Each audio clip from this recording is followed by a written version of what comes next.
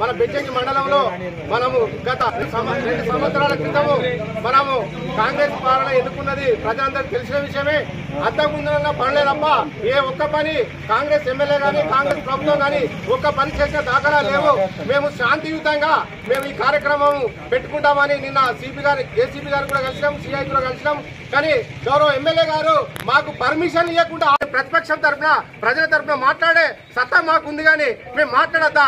మీకు పోలీసు మిత్రులు కూడా దయచేసి మాకు సహకరించాలి తప్ప మా గొంతు నొప్పే ప్రయత్నం చెప్తే మేము ఊకుండే ప్రసక్తి లేదు. మా కార్యాచరణ రేపటి నుంచి స్టార్ట్ అవుతుంది.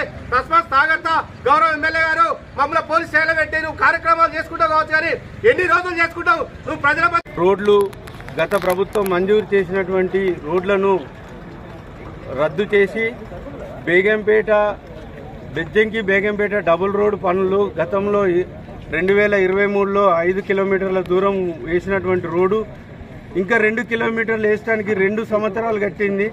కంకర పోసి ఉన్నది. దాన్ని బీటీ వేయటానికి ఇదివరకు కూడా చొరవ తీస్తున్నటువంటి ఎమ్మెల్యే గారిని తక్షణమే రాజీనామా చేయాలని మేము డిమాండ్